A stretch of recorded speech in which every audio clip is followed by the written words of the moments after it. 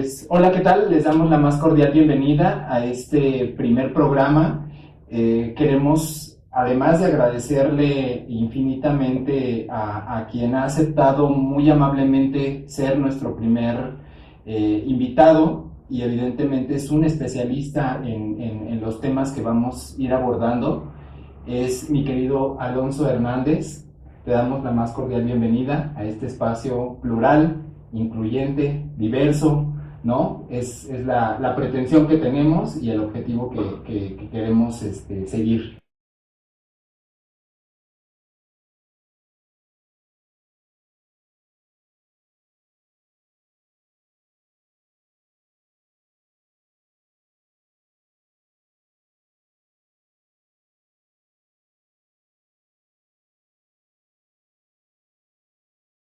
Pues muy amablemente, Alonso, cuando te mandaba yo la ficha, me decías, bueno, pues demasiada información para poderlo abordar en una sola charla. Entonces, afortunadamente vamos a poder tener a Alonso por acá en 3 ocasiones, ¿no? De lo cual seguramente sacaremos infinidad de material.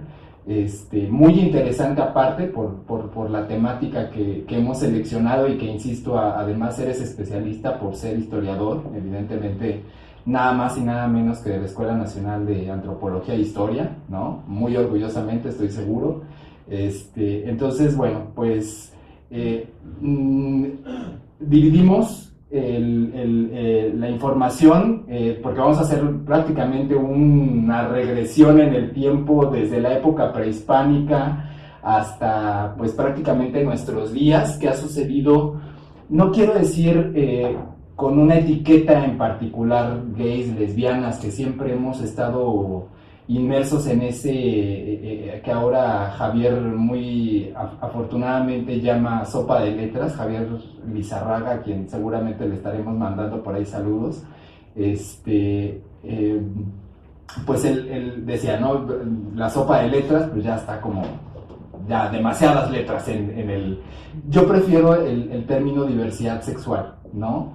Y bueno, dividimos estos 3 programas en la época prehispánica, parte del virreinato, después dividimos hacia la época de la guerra de independencia o el inicio de la guerra de independencia y hasta la reforma, ¿no? El porfiriato. Y bueno, en la última parte, pues ya lo que es los 2 últimos siglos que hemos estado viviendo, ¿no? Que además nos ha tocado vivir la última parte del siglo pasado y ya casi un cuarto de este siglo, ¿no? Que esa es otra cosa bien interesante. Y bueno, pues empecemos con la época prehispánica.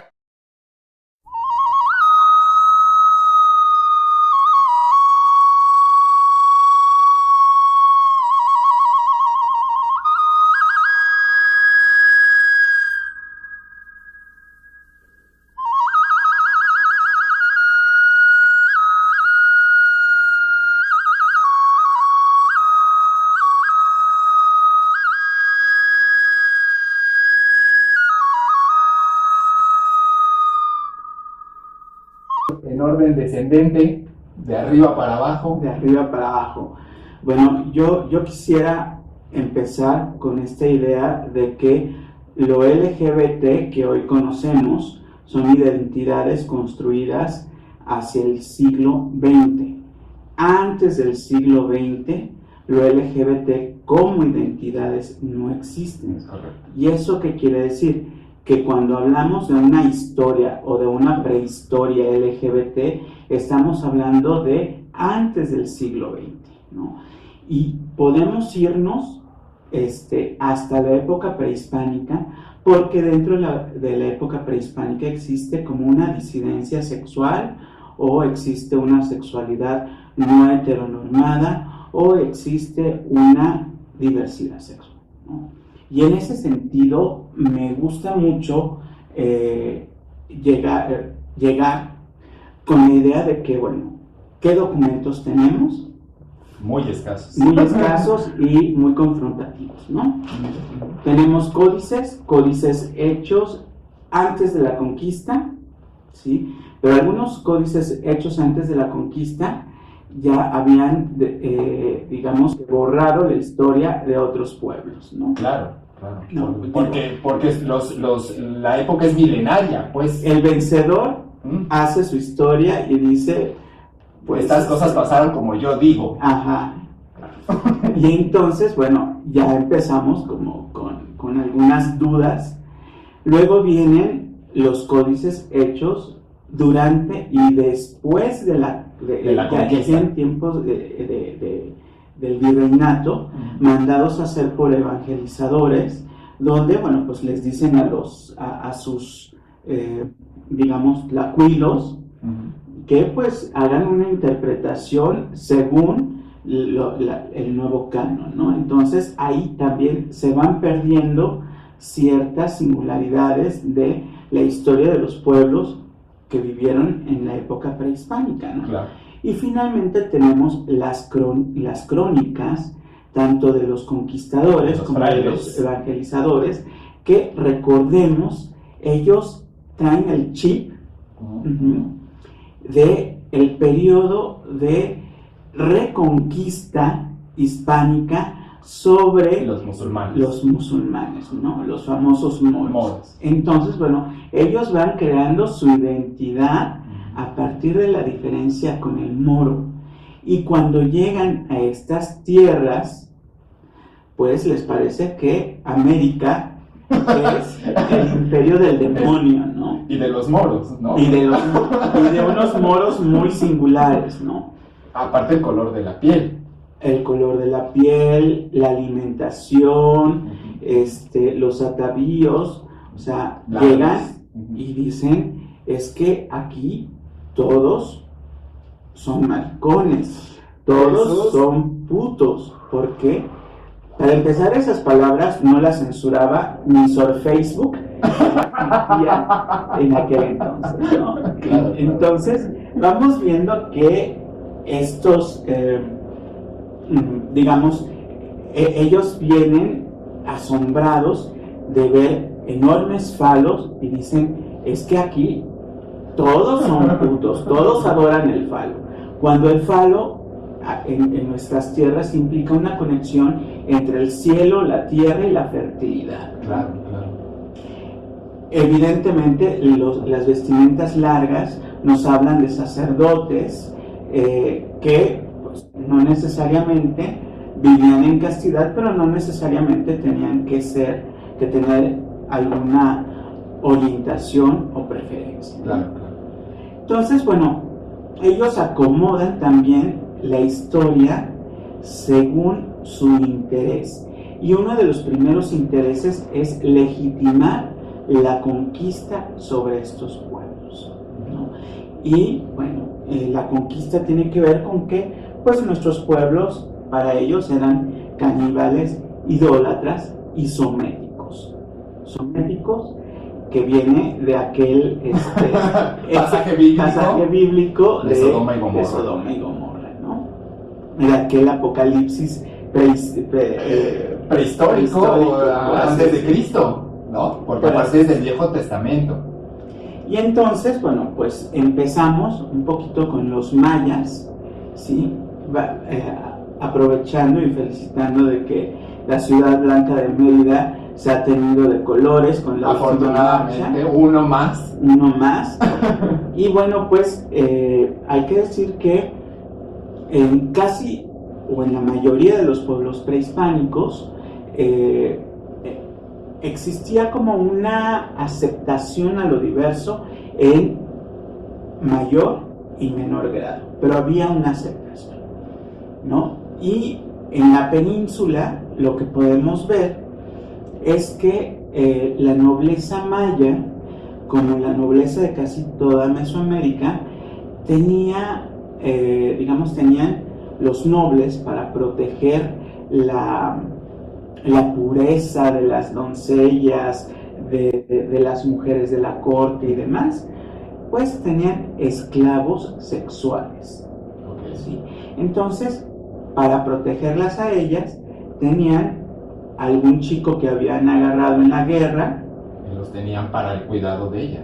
No, los tenían para el disfrute de los jóvenes. Ah, ok. Para que se iniciaran con ellos y de esa manera las chicas no fueran ni violadas ni tocadas, ¿no? Entonces se preservaba esta cuestión de la virginidad en la mujer por la continuación del linaje. Esto en muchas culturas existe. Okay.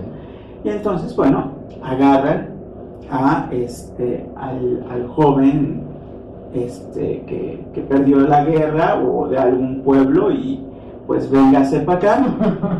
Y eso sucedía tanto con mayas como con zapotecas, tanto con mixtecas, mexicas y demás, ¿no? Entonces, vaya, por un lado, pues existía la posibilidad e incluso, por ejemplo, había un dios Chum me parece que es un dios maya, que a él se le señala como el pervertidor de la población, porque él junto con otro dios, que se me escapa el nombre, lo que hacen es enseñarle a todo el mundo cómo se practica el coito homosexual. Entonces, digamos que desde entonces, digamos que los mayas tenían como cierto permiso. Por ahí hay una piedra labrada o una pintura, incluso en una cueva, me parece que en Guatemala, donde son dos hombres mirándose, besándose, ¿sí? Y se ven, se ve que están contentos uno con el otro. En un tema de placer carnal. Sí, en un encuentro, así de acercamiento. Te estoy viendo, okay. Te estoy retando y algo hay entre ellos. Entonces, ya con los mayas podemos encontrar esta situación. Pero esto no es todo, ¿no? Tenemos por ahí a la diosa Tlazoteotl. Okay. Ya en los nahuas, ¿sí? Que es la diosa de la inmundicia, de los placeres prohibidos. Incluso aparece en las representaciones de ella con una mancha aquí, ¿no? Y es esto de la suciedad, ¿no? De la suciedad. Y bueno, pues ella es, digamos, la patrona y protectora de todo aquello que era condenable, ¿no?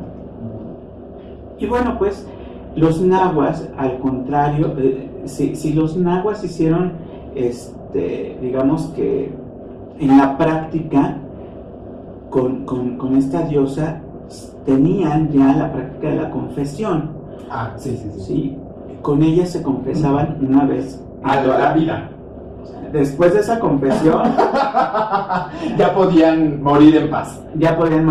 Y muchos preferían confesarse o cuando sentían que estaba cerca la muerte, porque pues eso de no tenían la posibilidad que tienen los cristianos o los católicos de que se pueden confesar del mismo pecado cada semana, cada mes, cada año, ¿no? Entonces, con ella se podía uno confesar, ella se comía los pecados, tú te purificabas y se supone que de esa manera tú podías emprender tu ida al sol, ¿no? Que era como que el premio mayor, ¿no? Okay. Después de ella está Xochiquetzal, que es la diosa de las flores, que es la diosa de los placeres, que es la diosa del amor, ¿sí? Y Xochiquetzal es una diosa muy querida, hay danzas alrededor de ella y curiosamente tiene su par masculino, Xochipil. Porque aparte es hija o hije de otro dios, ¿no? Que tiene esta característica, ¿no? Que es, si no mal recuerdo, el viento del sur. asociado a los espejos de obsidiana. Ujú. ¿Sí? Sí. Ok. Y bueno, pues ella es amante de Huehuecayotl, ¿no? Lo importante de ella es que, aparte de ser como la Venus mexica, Ok. ¿sí? Es, en ese sentido, es como la protectora de todos los amores, ¿no? Los buenos, los malos, los sufridos, los querendones, los exitosos. Y los que están fuera de la norma también, supongo. De los que están fuera de la norma es el hermano, Ah, ok. que vamos a hablar después de él. Es otro de los dioses que, pues así como, pues era un dios como bipolar, ¿no? ¿Sí? Ajá. Era el dios de los placeres prohibidos, el que hacía que las mujeres perdieran la cabeza y fueran al desenfreno y al goce sexual. ¡Qué rico! Porque aparte estaba asociado con la noche y con la luna, ¿no? Uh-huh. Estas partes más femeninas de la cosmovisión anahuaca.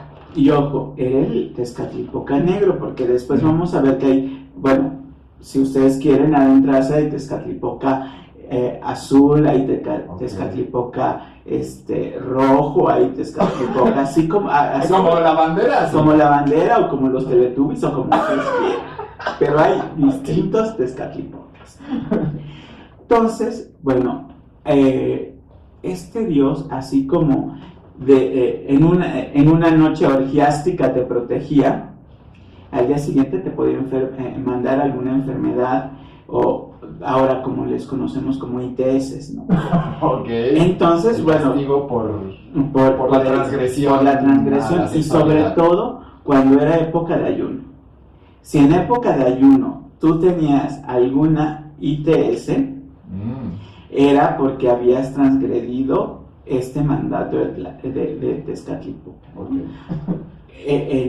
En palabras de algún católico de la vieja guardia, como diría mi abuela en aquel entonces, que decía,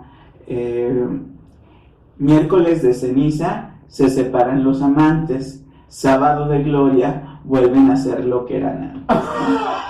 Ok. Y entonces, así como Tezcatlipoca existe también, pues, ni más ni menos que una pareja que se quisieron mucho, ¿no?